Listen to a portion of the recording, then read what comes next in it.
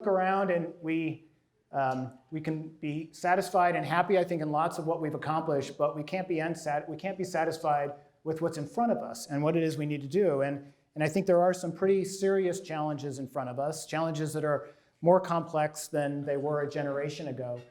But I also have come to believe that we can work through them, that we can actually solve for some of them or at least make the conditions, but it will require us working much, much different than we've worked in the past. I don't want to spend a lot of time on the challenges because we can wallow in the challenges, but I want to at least define the universe, right?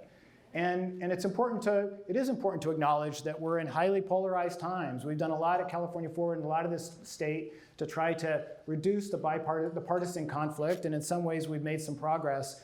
But we know from our other objectives, our other metrics, that nationally this is a pretty divisive times. And I can remember after the 2016 election being in some meetings in Sacramento, and the conversation was, how is California going to be a blue state and a red nation?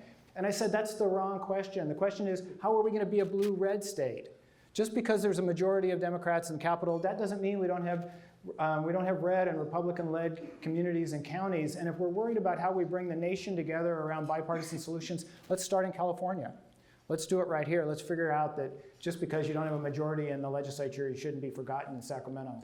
I think we're all aware of, and Mike testified in some of the work of the leadership group around the severe and growing economic insecurity in our nation and the implications that has for many parts, not just of what we do in government, but what we do in the private sector and what we do in the civic sector. Click. And we see this challenge in homelessness and the severe poverty that is incredibly difficult to figure out how to address. But one of these economic challenges that's really important to recognize is that the vast majority of the people in poverty are working. The real problem we have in California is the working poor. We've got 5 million people stuck in minimum wage jobs, and in the most affordable communities in California, it takes at least 2, if not 3, minimum wage jobs to pay the most basic necessities of life. Besides these economic and workforce-related issues, we know that automation is going to cause significant economic dislocation throughout the state and throughout the nation. It has already over many years, but now we're painfully aware of what robotics and AI can do. We know from our regional partners at California Forward that many of us consider this one of the most significant economic risks they have for their communities. We've got issues and policies around climate change that you know better than anyone else in the state. And what are those policies going to be? And what economic impacts are those going to have, both in the short and the medium and the long term? There's also some significant implications in climate change around water. And I'm very involved in water in the Sacramento Valley. I'm aware of the implications down here, both in terms of our water supplies and how we respond to them. That's going to be a significant challenge that not only affects our agriculture industry, but affects the economic vitality of our communities. And climate change isn't just about droughts, it's also about floods. One in 5 Californians lives in a floodplain, and all of those floodplains are greater than they were before. So whether it's economic dislocation, whether it's global markets, whether it's technology, whether it's climate change, both the direct impacts and the choices we make in terms of policy, these are going to be significant challenges going forward. As we think about, and one of our key observations as we think about how we respond to these, I want to posit to you that the most important asset is actually our people. Gordon Gekko may have said the most important commodity is information, but our most important asset is people. And if you think about what the resource we have in terms of our people, where they are, where they need to be, what they need to do, it's really one of the key variables that we have the most control of as we figure out how to adapt, respond, and be prepared for a changing world and try to solve some of the problems that are before us. There's 3 issues here I want to point out about this relationship between economics and demographics, among many. The first of which is that we're growing older. And this is having a significant impact. The economists that have studied this, including Dow Myers at USC and Mark Pisano at USC, will tell us as the economy grows, as the population grows older, consumers spend less, which has implications for business, obviously, but also has implications for government. So as it's reducing revenue to government, it's increasing the cost of government as more and more of us require the kind of care that we provide to our seniors. So there's a relatively dramatic contextual impact around this aging demographic that we have. So these are the 3 that I just want to point out. There's a lot of conversation around around income inequality or economic inequality or wealth inequality. And I know the first question you're asking yourself is, why is California red? Right? California is, of course, blue. But in this index, California is red because we have some of the highest income inequality. And when you spend time thinking and talking to very serious leaders about what that means, there's some underlying issues that we need to understand and try to solve for. And clearly one of the issues in California is we have a very dynamic economy where parts of the state, it's very possible to grow wealthier and to be economically successful. And as we define the upper reaches of that, it mathematically causes some of this inequality. But the bigger driver here is the hollowing of the middle class and the people that are stuck in minimum wage jobs and lower income wage jobs. And how do we solve for that? It's not just that the rich are getting richer, it's that we haven't seen the kind of growth in lower and middle class jobs that need to move into that space. And we also have a problem in California that it's extremely expensive to live here, including some choices that we're making that we need around policy and housing and others, particularly in the higher cost parts of the state. And so in the venues that I have been in where people want to look at this isn't just about how do we redistribute the wealth, this is how do we identify the root causes and how do we create economies that are more inclusive and create more pathways for people to move up. The second is something that applies to all of us no matter where we are in the economics spectrum. This is work that's been done by Raj Chetty, was at Harvard, then at Stanford, did so well they brought him back to Harvard. And he's been studying the dynamics around upward mobility. And one of the dynamics that he's discovered is that each decade that passes, we reduce the chances that our children will do better than ourselves. So if you look at the far right side of that table, it shows that the people that were born in 1940 had a 90% chance of doing better than their parents. If you were born in 1959 like me, you had about a 60% chance of doing better than your parents. And if you were born in the 1980s, it was a coin flip. And no one thinks that when they get the data for those that were born in the 1990s that it's going to go up. And this would be great if we were all upper middle class, but we're not. And so if the American dream is defined as people being able to do better than their parents, particularly when their parents didn't do very well, we've got a problem. And so how do we unpack that and really turn around those numbers? And finally, the third point I want to make is around what's referred to as disconnected youth. In the state of California, we have 700,000 people between the ages of 16 and 26 who are not in school and not in work. And if we think, if nothing else, about human beings as the people who make our communities strong, who help us grow families, help us grow jobs, the fact that we've got 700,000 youth that are not on a track to be productive, it should be quite concerning. And it's concerning not just because of what they're not going to be able to do, the lost opportunity costs, but because of the challenges we're going to have dealing with those problems. So those are just kind of three dynamics around these economic demographics that I think indicate some of the big complex challenges we have. So what do we do about this? Over, again, about 25 years of working in government, with government, in the legislature, with county boards of supervisors, it's become pretty clear to me and a group of colleagues that have been working on this issue that there's really three things that we need to be more focused on, things that are contributing to the gap between where we are and where we need to be, particularly on the public sector side, where we are and where we need to be. And the first is, it is what Mike referenced. It is knowledge. And by that I mean that if you look at the literature, if you look at the research, if you look at the best practices, if you look at what people know how to do for any one of these issues, criminal justice, social services, education, there's a tremendous lag in our ability to get what we know and deploy it into those public settings. Those of you in the private sector know that the faster you can deploy that knowledge, the faster you have a competitive advantage. You can profit from that. You can benefit from that. You can get ahead of the field. But we don't have that same kind of urgency in the public sector about identifying what is it we really need to do and how to move it in the field. And we also lack the capacity to do that. One of the things we've discovered is even when we know what to do, replicating those best practices has been incredibly difficult to do.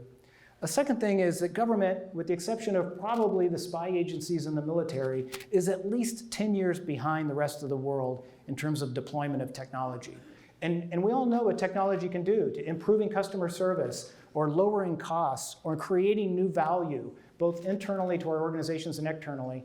But we are way behind in government in the ability to envision how to use technology and deploy it. And the third is that we simply, in government, don't think in terms of systems. We don't look at these complex problems as complex problems. We try to identify what's very small and try to make a marginal change. One of the most frustrating conversations I have in the Capitol is when a lawmaker will acknowledge that we've got a big problem, it's complex, there's lots we want to do, and he says, can you identify for me a small bill that won't cost anything, that is non-controversial, and it'll solve the problem? And I say, no, if you want to get serious, let's think about the 10 top things we can do and how we can orchestrate those 10 top things. And we have designed government so it doesn't function like systems. In government, we define 2 programs in the same area as a system. But those programs aren't really designed to work with each other, and they aren't designed to work with another system that it needs to. And so take no other example, because we're all more interested in homelessness than we used to be before. We know that about 1/3 to half of the chronic homeless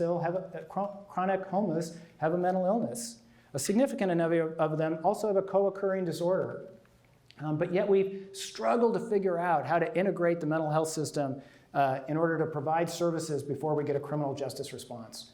I'm doing some work with the Mental Health Services Oversight and Accountability Commission, and they've got the ability to match data across systems. In our first take, it shows that half the people that end up in jails and prisons with a mental illness were not in the public mental health system before their arrest.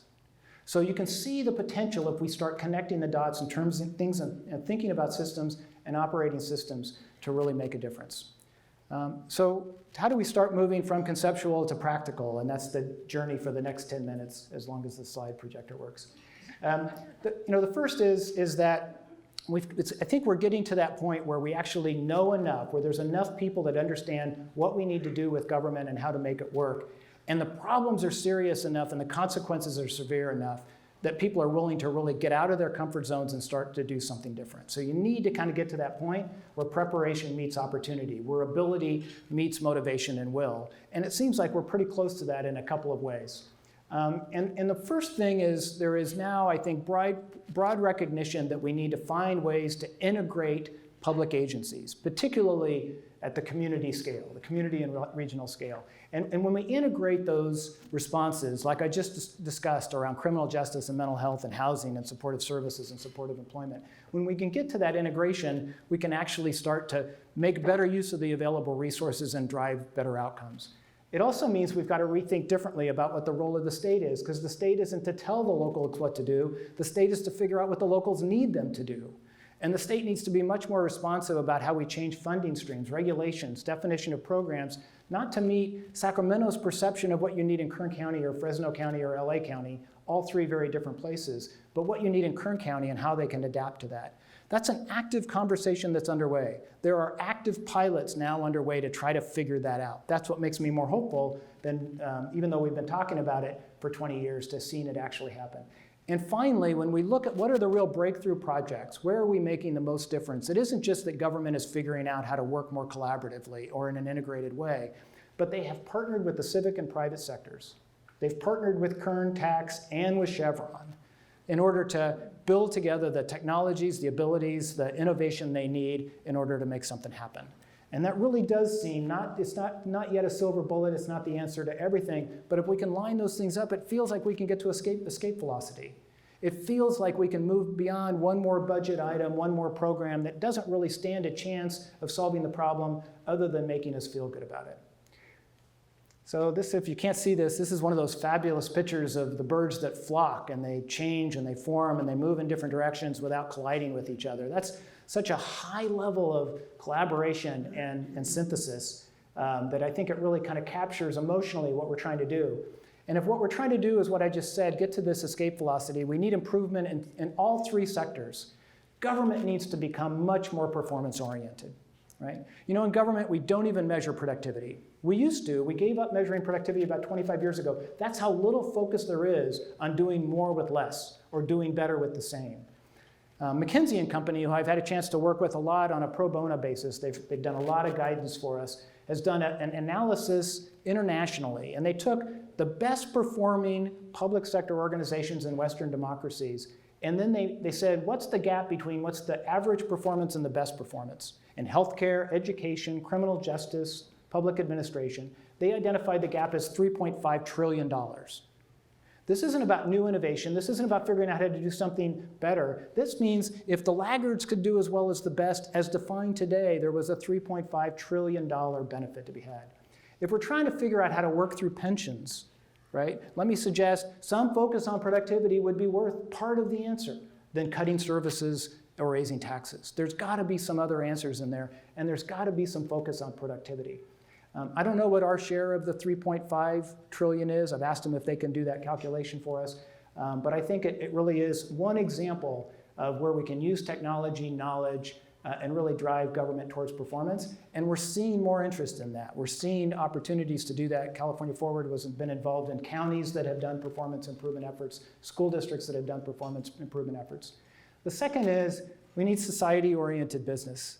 And this is more than just charity on the part of businesses, and we're seeing it. If you look at what the U.S. Business Roundtable put out a couple of months ago, with that declaration, with the first signature from Jamie Dimon about the new role in business and corporation, and the most important way, not only for them to be concerned about their bottom line, but be concerned about a triple bottom line for their community, that's the kind of energy and momentum that we're going to need in order to build some more partnership between business and government.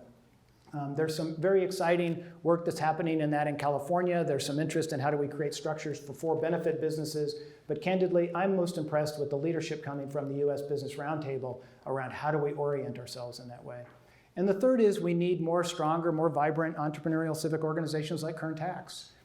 That wasn't a throwaway line, a convenient line to make it sound like I'm here because I wanted a chicken lunch. I firmly believe that we can't get these other two things to work without effective civic intermediary.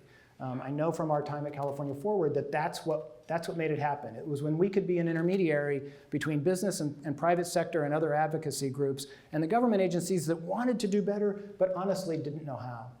So now I want to give you three very specific examples of what I'm talking about in terms of this synergistic cross-sector work that isn't just what we need to do, but what we're starting to do. And we need to understand so we can do more of it and take it to pace and scale. We did a lot of work at California Forward over the last 6 years over workforce development.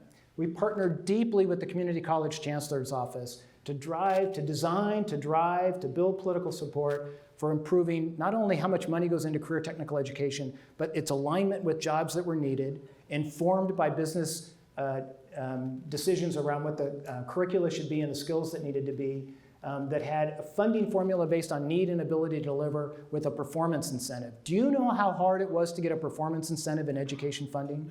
Think about that. 17% of the $250 million allocated every year through the Strong Workforce Program is for rewarding colleges for improving outcomes, 4 of which are after graduation. Did a student get a job in the field he or she was trained, and did they promote and advance in that position? And that's the kind of reform we need that drives partnership. The picture you see here is Northrop Grumman's plant out in Palmdale where they're assembling the F-35 fighter. Northrop Grumman, 10 years ago, went to the Antelope Valley College and said, we need workforce workers. And if they had left it candidly, this isn't a slam on the community college districts, but they didn't know how to do this by themselves. It took Northrop Grumman designing with them exactly the skills they needed, exactly the assessments they needed for the students, exactly how to teach them just what they needed to learn from a remedial standpoint and other to learn the skills. And they have moved hundreds of young Antelope Valley people from low wage or unemployment or homelessness into $18, $20 an hour jobs that then that on average are in $25 positions within 3 years. That partnership also included Goodwill, which was providing social supports for these students who were homeless or couldn't get their lives together. It included the city of Lancaster, which was lining up all their economic development efforts. It included the county of Los Angeles, which sent up their community service support people to figure out how to allocate community development block grant to the support of this project. But that's this kind of cross-sector partnership, business-led with civic intermediation that can make a significant difference. We thought this was a one-off. So 3 years ago at California Forward, we said, let's see if we can find some more. We just started a contest. We put out some guidelines. We distributed it statewide. We said, we're looking for partnerships that workforce employer partnerships that meet these criteria. The first year we got 75 applications. 50 of them met the test. right? And we gave out some prizes. The next year we did it, we got 100 applications, and they were better. And this last year we got 120, and they were better still. This is happening in our communities. It doesn't take a giant military defense industry to do this. Some of these were happening in the tourism industry. Some of them were happening in the construction and building trades. These were the kind of partnerships, cross-sector partnerships, that really make a difference. Let me talk to another one that I think many of you would be concerned about, and that's water policy. I come from the Sacramento Valley where we have more water than you, but we've got our endangered species too. And let me tell you, the Chinook salmon is a pretty charismatic megafauna that people want to say we're not going to let that go extinct. And so the farmers in the Sacramento Valley have had water taken away and have had to put in money and have had to change what they do in order to try to reduce impacts on the Chinook salmon. In fact, over the course of, this is Butte Creek outside of Chico and Oroville there. This is one of the last remaining habitats for winter run and spring run Chinook salmon in the world. And the regulating agencies' plan for doing this was basically taking down all of the structures and reducing all of the diversions. That was their answer. That wasn't very acceptable to the farmers that have been working there for 150 years, their families. And so they partnered with university researchers and several environmental groups, Cal Trout, Nature Conservancy, Environmental Defense Fund, Audubon, and said, let's design the system under which we can still irrigate and we can save salmon. They came up with a list of projects, and over 10 years, they constructed a whole series of dam removals and then changing points of diversion and fish ladders and everything else. Through this last drought, when biologists had suspected that the winter run and the salmon one would go extinct, they did not. They were resilient, they recovered, and that's the kind of model where willing environmental groups working with willing water agencies and willing farmers would make a difference. The mantra in the Sacramento Valley among those farmers is, our water rights will be secure when the salmon is healthy. And that's the kind of synergy they're driving. And that's the example that led Governor Brown a year and a half ago when the State Water Board wanted to divert 20% of all of the North State diversions to the ocean. That's what the Water Board was about to do to save the salmon. To say, no, let's give voluntary agreements a chance. And so now we're constructing on each of the major river streams a collaborative governance model. By we, I mean the state of California, with the state agencies, with the local agencies, with the landowners, with the environmentalists at the table, collaborative governance models where they're going to allocate more water, allocate more money, and grow fish. That's the kind of synergy that we're going to need to solve the problems. Now let me tell you another one where we painfully need it and we're not yet there. The awareness is not yet there. Over the last year, we did a fair bit of work at California Forward we were working on economic resilience in rural communities. How do we revive rural communities? And it segues completely to the challenge we have in the forests. All of our forests are significantly overgrown. This is a consequence of timber policy and fire suppression policy. They're overgrown by 500% in terms of the amount of biomass that should be on those forests. Were on those forests pre-Columbian times than what's there now, right? We have to thin, we need fewer trees. And not only do we not need to go in and do that thinning, but we can't do it simply by hiring people on the public dime to go in and do that. Because you actually, A, we don't have enough money, and B, you have to do something with that biomass. If you just pull it out and let it rot, it turns into a more serious climate change problem by releasing methane than if it had burnt in a forest fire. And so we actually need to revive a wood product industry for small woody products as well as compressed laminate timber. Oregon's doing it, Washington doing it, Canada's doing it, Idaho's doing it, Germany's doing it. California's kind of sort of thinking about it, right? So this picture right here is at the Rim Fire. The Rim Fire burned in 2013 in the Stanislaus National Forest and the Tuolumne River watershed. 257,000 acres, 400 square miles burned. It's now the fifth, because of other big fires, it's now the fifth largest wildfire, but still the largest fire ever in the Sierra Nevada in modern times. Over 3 years of negotiations, local environmentalists, the timber industry, the Forest Service, and local governments have developed a plan for how they could work together to restore the forest, including growing a modern wood products industry, most of which will be on the San Joaquin Valley floor. Right? So Kern County, even though you're down here on this end, what's going on in the Sequoia National Forest can follow the model that they're trying to track there in the central San Joaquin Valley. But it lacks the kind of coordinated support from the state around aligning regulatory processes and funding streams. But there's a concerted effort to try to build that awareness. So these are three very practical experiences to illustrate what I think is the kind of behavior working together that I think is possible of solving the big problems we've got. So what do we do about this? What do all of us do where we stand? Just 3 kind of closing takeaways. One is that if you look back, where is this happening? It's where there's political will, right? We've got to build that political will to do it. This is about getting people that may have a different interest to aggregate the momentum around a shared outcome. We may come at it for different reasons. We may have different reasons why we're coming to the table, but we're agreed the problem is unacceptable. It has to change, and we can agree on what we're trying to accomplish. We then build shared knowledge. In this forest work, in this water work, an extraordinary amount of energy has gone into actually not having dueling scientists. You hire your biologist, I'll hire mine, and we'll fight about whether or not we need to cut down a tree or divert a drop of water. But see where we can get agreement around the science to drive action rather than try to stake out positions of adversity in order to prevent change. And then we need to build trust. It sounds soft, it sounds hard, but all of these are clearly about building trust across the sectors. So in addition to political will, we need capacity building. I hope I've shared a little bit, and I hope you know from your own work that we simply don't have the skill and ability to innovate within government, and we need the skill and ability to innovate within government. There are some efforts to build that innovation within government, but the most successful efforts, again, is where there is some private sector partnership that's willing to come in and work on lean. They're willing to work on technology procurement. They're willing to do the kind of fiscal analysis that you do just as good advocates around school bonds to help government agencies figure out how they can think long terms in terms of ROI. In government, we sometimes, when we want to say spending and we want it to sound good, we call it investment. But investment means that you've actually got a return on that investment, and you know how you're going to get it. You know what you need to do and where you're going to be able to do that, and that's something that partnership can do. And we need clearly to figure out how to use technology and data better. We actually know how to do better social services, but requires doing a kind of case management that is so expensive we can't do it without technology and data. And finally, we need to find ways to actually make shared decisions. And that's what I think is powerful about what's going on those Sacramento River tributaries, where they literally have designed new governance models so government agencies aren't making the decisions that are affecting everybody else. The people most affected are making the decisions for themselves with the state as a partner. So political will and capacity, and finally, I think you would have expected this maybe to be the first one, leadership. Leadership is always critically essential, and you know that, so I want to call out just 3 aspects of this leadership that I think are very important for transformational change. The first is whenever we follow, you can go around the state and capture those programs that are doing great work, right?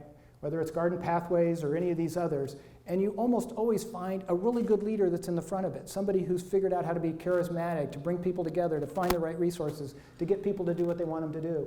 But we also find that those are very fragile because they disappear when that individual does. So we need to find ways, we need to strategically work, and that's why I think this demographic in this room can be very helpful, to not only to figure out how to turn individual leadership into institutional leadership. How do we grow that within all of our organizations and across our organizations? And then, because of our demographics, to make it intergenerational. I don't think there should be any meaningful project that we're trying to do is going to have impact within 3 to 5 years. It just takes longer than that, even if they're well designed, supported, and executed. So we need to figure out how to pass generation. If you look at the state government right now, state leaderships, staff service managers, everybody in a management role, 50% of them are eligible to retire today. What would those of you in business be thinking if 50% of your managers could say, I'm done, this was great, I got my RV, right? And so what a tremendous opportunity in public, civic, and private sector to be growing that next generation of leaders. And finally, what I have observed is every one of these projects, every one of these examples, they not only had leadership, but they had steward leadership, steward-focused leadership.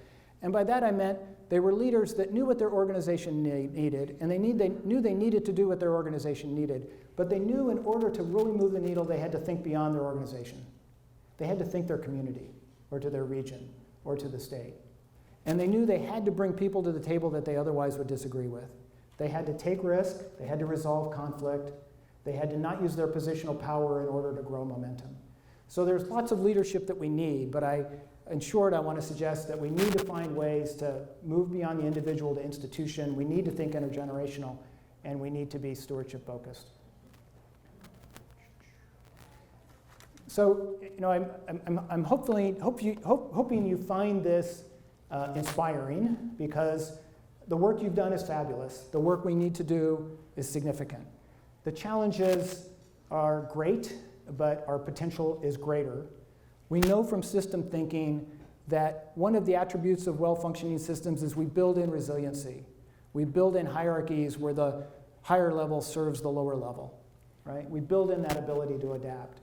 And we're at that time where we know what to do, and we've got the exemplars. I hope 10 years from now, because none of us are going to be here 80 years from now, you can come together and celebrate some of the exemplars in Kern County, right? Where you have created that pathway stronger, wider, more effective, where you have created partnerships across the sectors in order to improve the public interest programs, and where you can have demonstrated highest value to taxpayers, to citizens, to residents, and to the next generation. Thank you so much for your patience and the invitation to be here today.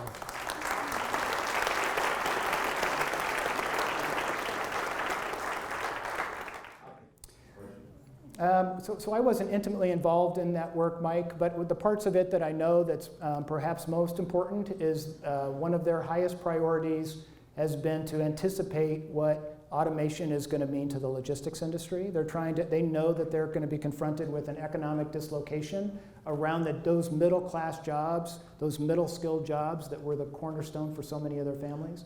And they're trying to figure out what the workforce development paths will be for the new jobs that are there, which is required an integration, a deep cross-sector integration between UC Riverside, CSU San Bernardino, the county offices of education, and even the K-12s and the community colleges. So they've been working on trying to envision where is the future going, how do we not be surprised for it, how can we get ahead of it, and then what do we need to do both in terms of economic development, job creation development, but most importantly workforce development, with the belief that if they have the skilled workforce, that's one of the highest things they can do to attract the private investment for new job growth. You know, it's a great question, and I wished I had time. I wish I had a better answer. I wished I've studied that. I think it's very much worth looking at. I know that some of what they've been doing, especially I'm a little bit more familiar with Japan, is that they've been working at how do they best apply technology and AI to take the place of that so they don't lose the macroeconomic gain. And then what they're also trying to do is figure out what's the adjustment between and among their industry sectors, particularly healthcare, so they can anticipate where they can get the public's interest need met if they don't have the workforce. The part that I don't know is how they're trying to anticipate the economic impacts of loss of consumer spending. And as you know, Japan has been a low consumer spending economy anyway compared to the United States. They've never been as dependent on consumer spending. They've been more dependent on export to drive their economy. So there may be a little bit different there, but I mostly want to validate. I think it'd be an extraordinarily good thing to look beyond our borders and see what they're doing. Yeah, that's a great observation, and I would share your observation with it. And there's a couple of dynamics to that. The first is I think the biggest obstacle they have is cultural and political, not legal.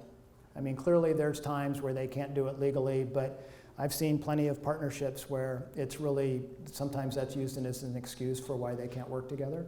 We in the Strong Workforce Program, I'll give you an example, we explicitly wrote in there that some of that money came regionally and they had to set it to priorities based on consultation with employers. Not even business, employers, right? Government employees, to a quarter to a third. And what we found in the implementation phase was the vast majority of those community colleges didn't do it, right? In fact, it was a huge problem in LA when the folks at the LA Chamber found out that LA Community College was supposed to consult with them before they decided how to spend that money. So, and I've also worked then with government agencies, even among themselves or with their constituencies. We did some work on watershed management in the Russian River in Sonoma County last year, and they had done some really powerful work around this. Can we get around what are the real challenges, what do we really need to do, and what do we need to change to do it? And they discovered they didn't need to change a single regulation at the North Coast Regional Water Quality Control Board. That they had flexibility within the rules to respond in the way that the watershed partners said would benefit the watershed. So I think the first part of that is really cultural. We need leaders that are willing to engage and build some trust and confidence. And that's hard, and there's some longer strategies around how to do that. I think in general, where we've also found the most willingness is where the government's got to solve a problem that they don't know how to solve.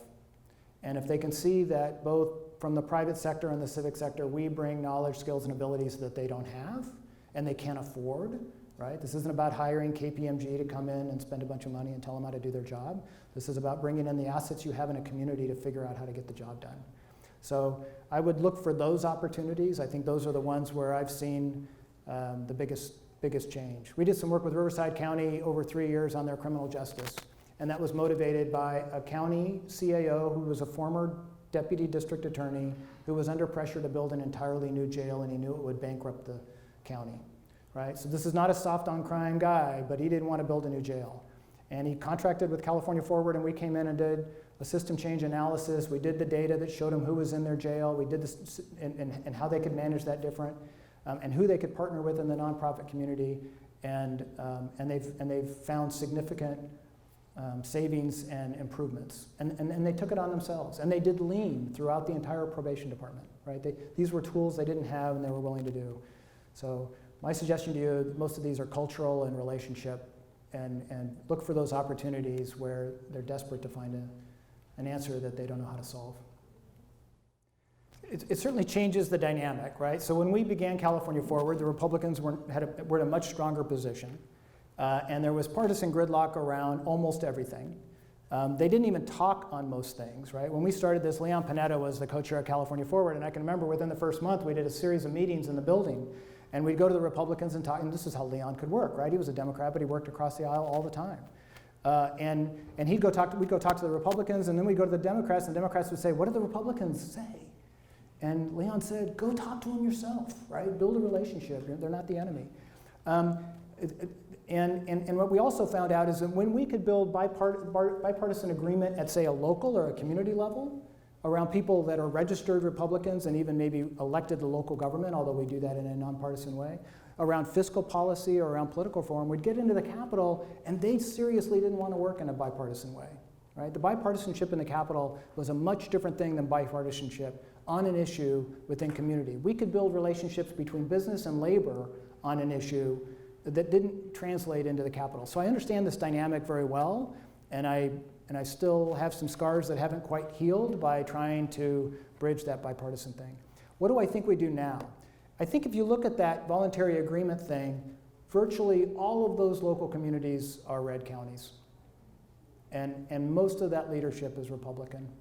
And I think that there has been a willingness from a growing number of lawmakers to find solutions to problems. There are also more moderate Democrats than there used to be, in part because of top two primary, right?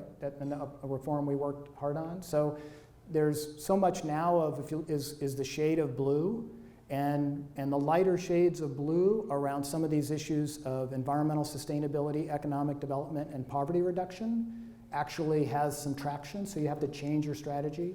We've worked really closely with the Mod Dem caucus, which are mostly in the northern San Joaquin Valley, around how do they move housing issues, how do they approach CEQA reforms. So it's harder, it's different, but there are strategies to do there. And I think the most common denominator strategy is build agreement around a cross set of interests around the solution at a local or regional level, where those interests track to party groups, right? I've been to dinners in farmhouses where there are water agencies and farmers and the Environmental Defense Fund and the Nature Conservancy. And in those meetings, those guys say, you know, we're all taking flack from our constituencies when we go back, right? Those are the environmentalists that get kind of bullied by other environmentalists. But it's that kind of leadership where it's at the ground around the outcome. You're not just grounded in party differences, but the interest groups that are connected to those parties, that where I'm seen as have some ability to move it forward with lawmakers like Brian Dahle, who's kind of figured that out, right, from the North State, good Republican ag guy, who's figured out how to build relationships with Democrats and get stuff done for their districts. So it's the right question, and I think we're finding pathways through that dynamic. So another big question. We talk about the poverty, we talk about jobs that are that we need throughout the Central Valley and through California. Well, the legislative, you're talking about the minority or the majority up there, they want to shut down our oil and gas industry. Mm-hmm. Those are blue-collar jobs. Those are the ones that are helping for folks that live in the Central Valley, purchase homes, purchase cars. It's the same people at the state level that love their cell phones, they drive their big cars, but they want to import all that gas and oil. What do you say about that? I mean, how do we change that mindset to know that that's a major economic drive? And no, we're not going to have enough alternative energy to put those folks into work here. You know, Mike, I think we're out of time. Kevin, that is the most obvious question for this community, and I respect it and I understand it, and I don't have a silver bullet. If I can come back with one, I will, we can talk. But let me give you some ideas about how I would think about it, because I think it is, it's important. And first let me validate that if you look at some of this data around upward mobility and who's stuck in the bottom, Kern County is the anomaly in the San Joaquin Valley, right? And there's a reason for that, right? And so I actually think that is a point to continue to make, right? They may not, what I've learned from a lot of these, especially really philosophically driven lawmakers, is they pretend they don't hear you or don't agree with you. That doesn't mean they don't hear with you. And this is where I think building some constituencies with workforce development, poverty organizations, or others that can help you build out that alliance. But I actually think that's a very important factor. I also think that the change is inevitable. So what can be offered as an alternative that acknowledges, and I know you're working on this, so I'm just validating, I think, a way you're thinking about it, which is, I took an airplane from Sacramento to LA yesterday. I took a bus last night up here, and I'm taking a train this afternoon. None of that's happening on solar power, right? And so I think there is a story to be told to Californians who care about the climate and want to move towards a low carbon economy, and also care about poverty and inequality. That this is around, what's that bridge strategy look like? How do we get there? And how do we not self-impose more harm on ourselves in trying to get where we need to be? And what does that greenest possible technology look like? How do we lead internationally on that? My former co-chair from McKinsey would say, if we could figure out that technology and demonstrate its climate impacts, we would then become the leader of the world and have a competitive advantage and influence oil production globally. I don't know if that's possible. I don't know what that looks like, but I think if you can figure out how to both understand and articulate the impacts on those middle class jobs and where they're going to be, if you're proactive about thinking about what the next 80 years looks like in Kern County and assume that it's a lower carbon economy, and then start to think about what that bridge would look like with the right political metrics about trying to drive the change we want rather than inflicting the pain they want. And there might be a scenario in there that would get you some more traction.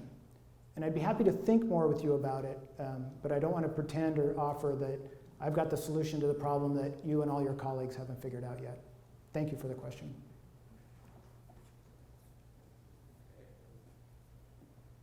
That's it. Thank you very much. Thank you very much.